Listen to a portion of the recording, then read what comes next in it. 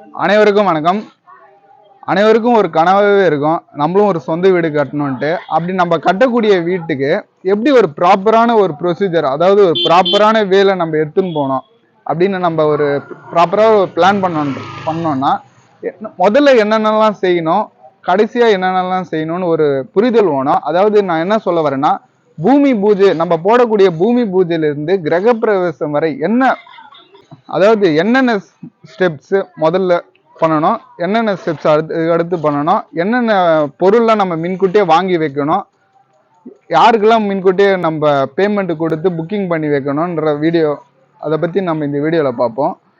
முதல்ல நம்ம ஒரு வீடு கட்ட போகிறோன்னா முதல்ல அந்த இடத்த நம்ம க்ளீன் பண்ணுறது அவசியம். முதல்ல க்ளீன் பண்ணிட்ட பிறகு வாஸ்து நாளை பார்த்து ஒரு பூஜையை போடுறோம். அதுக்கப்புறம் என்ன பண்ணணும்னு பார்த்தீங்கன்னா, அன்றைக்கே பண்ணலாம், இல்லைன்னா மறுநாள்லேருந்து ஆரம்பிக்கலாம். என்னன்னு பார்த்தீங்கன்னா, முதல்ல நம்ம டெம்பரரி இபி கனெக்ஷனுக்கு அப்ளை பண்ணணும். செகண்ட் என்னன்னு பார்த்தீங்கன்னா, நம்ம மெட்டீரியல் ஸ்டோரேஜ் பண்ணுறதுக்கு ஒரு சின்ன கொட்டையாட்டம் போடலாம். நம்ம வீடு பக்கத்திலே இருந்தால் நம்ம வீட்லேயே அந்த மெட்டீரியலை ஸ்டோரேஜ் பண்ணி வைக்கலாம். அப்படி இல்லைன்னா ஒரு சின்ன கொட்டையாட்டம் போடலாம். எதுக்குன்னு பார்த்தீங்கன்னா, முக்கியமாக ஒரு சிமெண்ட் மூட்டையை ஸ்டோரேஜ் பண்ணுற அளவுக்காச்சும் நம்ம ஒரு சின்ன கொட்டையை போடணும். ஏன்னா சிமெண்ட் மூட்டை தண்ணியில் பட்டுதுன்னா அது வேஸ்ட் ஆகிடும். அதுக்கோசரம் தான் சொல்கிறோம். சின்ன கொட்டையை ஒரு சிமெண்ட் மூட்டை, ஒரு 50 மூட்டை சிமெண்ட் மூட்டையாச்சும் வைக்கிற அளவுக்கு ஒரு சின்ன கொட்டையை போடணும். மூணாவது என்னன்னு பார்த்தீங்கன்னா, கண்டிப்பாக நம்ம போர் போட்டே ஆகணும். எங்கே நீங்கள் வீடு கட்டினாலும் கண்டிப்பாக நீங்கள் போர் போடணும். தெருக்குழாவை நம்பி நீங்கள் வீடு கட்ட ஆரம்பிக்காதீங்க. ஏன்னா நம்ம க்யூரிங் ஒரே ஒரு வேலை பண்ணாத விட்டால் கூட அதுக்கான ஸ்ட்ரென்த்து கண்டிப்பாக குறையும். அது உங்களுக்கு தெரியாது, அது கண்டிப்பாக குறையும். இன்னைக்கு நம்ம கட்டு வேலை பண்ணுறோன்னா கண்டிப்பாக 7 நாள் வரையும் க்யூரிங் பண்ணணும். அதேமாரி நீங்கள் காங்கிரீட், நீங்கள் காலம் பீம் எதில் நீங்கள் காங்கிரீட் போட்டிங்கனாலும் குறைஞ்சது 15 நாள் பண்ணணும். நடுப்புற ஒரு நாள் நீங்கள் விட்டால் கூட அதுக்கான ஸ்ட்ரென்த்து கண்டிப்பாக நம்ம குறையும். அது நீங்கள் எப்படி அது நீங்கள் கண்டிப்பாக பார்க்க முடியாது, ஆனால் கண்டிப்பாக அந்த ஸ்ட்ரென்த்து கம்மியாகும். இது 4th பாயிண்ட் என்னன்னு பார்த்தீங்கன்னா, கண்டிப்பாக சாயில் டெஸ்ட் எடுக்கணும். ஏன் சொல்கிறேன்னு பார்த்தீங்கன்னா, ஒரு சில இடத்துல களிமண்ணாக இருக்கும், கொஞ்சம் லூஸாக இருக்கும் சாயில். அங்கெல்லாம் பார்த்தீங்கன்னா உங்களுக்கு கண்டிப்பாக பைல் ஃபவுண்டேஷன் போடுற மாதிரி தான் ரிசல்ட் வரும். அது இடத்துக்கு மாறுபடும். உங்கள் சாயில் என்ன லெவலில் இருக்குன்னு நீங்கள் சாயில் டெஸ்ட் எடுத்தால் தான் கண்டிப்பாக தெரியும். அந்த சாயில் டெஸ்ட்டில் என்ன ரிசல்ட் வருதோ அதுபடி நீங்கள் காலம் போடுறது நல்லது. சரி, நம்ம காலம் எப்படி போடணும்னு பார்த்தீங்கன்னா, நம்ம பிளான் எங்கெங்கே நம்ம காலம் எடுக்க நம்ம சாயில் எக்ஸ்கவேட் பண்ணுறோமோ அங்கெல்லாம் சாயில் வெளியே எடுத்துட்டு குறைஞ்சது ஒரு 5 அடி வரையும் எடுத்துட்டு கீழே ஒரு 3 அடிக்கு 3 இன்ச்சுக்கு மணல் கொட்டி அதுக்கு மேலே தான் மேட் உட்கார வைக்கணும். மேட் உட்கார வைக்கும் போது கண்டிப்பாக நம்ம கவனிக்க வேண்டியது, கீழே கவர் பேக் கொடுத்துருக்கணும்.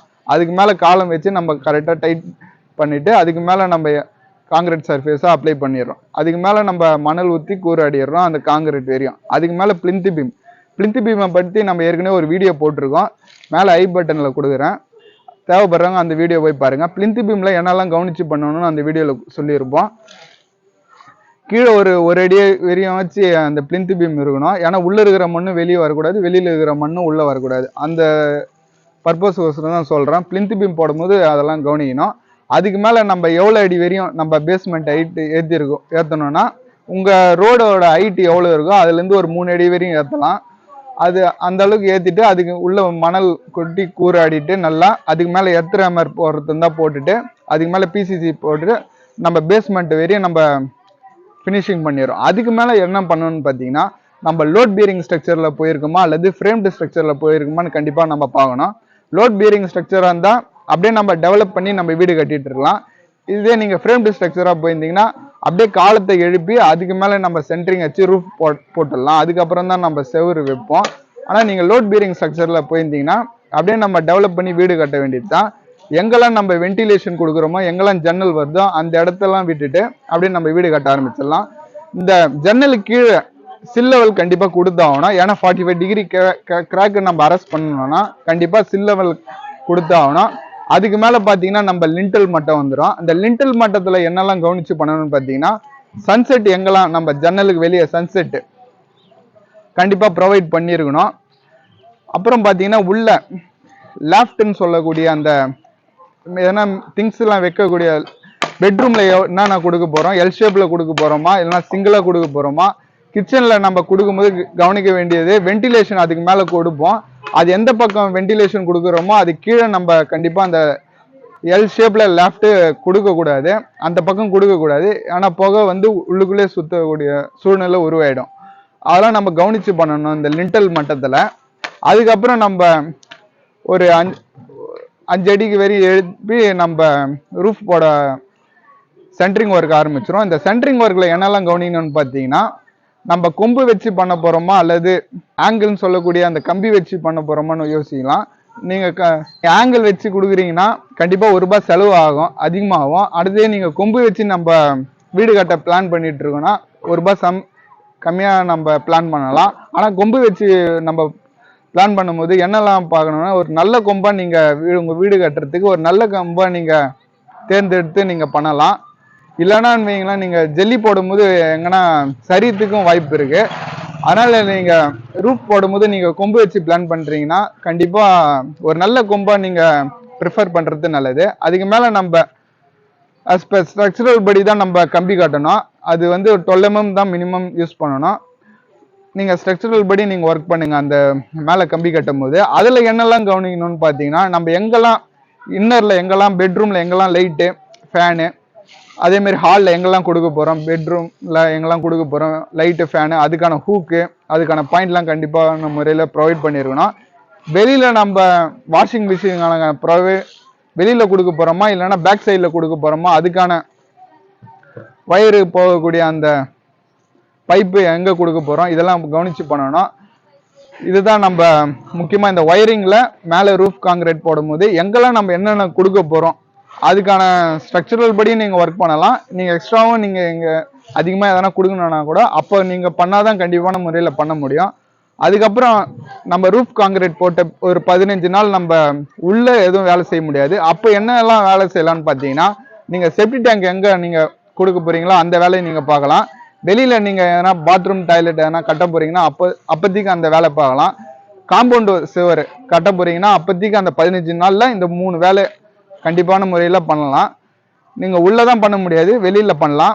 மேலே பேரப்பேட் வால் கட்டுறது இருந்தால் கட்டலாம், வெளியில் பிளாஸ்டரிங் பண்ணுறது இருந்தால் பண்ணிடலாம். அந்த டைமில் இத்தனை வேலை அந்த 15 நாளில் நம்ம இவ்வளோ வேலை அவுட்டரில் இவ்வளோ வேலை பண்ணலாம்.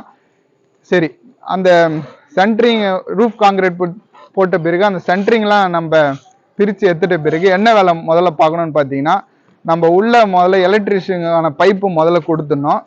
அதுக்கான சுவிட்ச் பாக்ஸ் நம்ம மரத்தில் கொடுக்க போகிறோமா அல்லது எஸ்எஸ்ல போகிறோமா அது உங்கள் விருப்பம். அதுக்கான ப்ரொவிஷன்லாம் கண்டிப்பான முறையில் கொடுத்துட்ட பிறகு நம்ம பாத்ரூம், பெட்ரூம், நம்ம டிவி யூனிட்டுக்கான செங்கலை வச்சு நம்ம பிளான் பண்ணுறோன்னா அதுக்கான வேலையை முடிச்சிட்ட பிறகு நம்ம கிச்சன் ப்ளஸ் பாத்ரூமில் என்னென்னு பண்ணணும்னு பார்த்தீங்கன்னா, நம்ம யூபிவிசி அதாவது நம்ம தண்ணீர் வரக்கூடிய அந்த பைப்பு வந்து பார்த்தீங்கன்னா நம்ம வாட்டர் டேங்க்லேருந்து யூபிவிசி நம்ம கொண்டுன்னு வரணும்.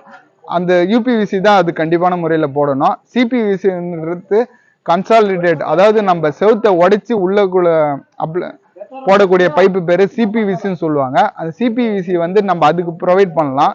நம்ம தண்ணீர் எங்கெல்லாம் உள்ளே வரக்கூடிய குறிப்பாக சொல்லணும்னு பார்த்தீங்கன்னா, நம்ம சிங்க்குக்கு பயன்படுத்துவோம் அந்த சிபிவிசி பைப்பை.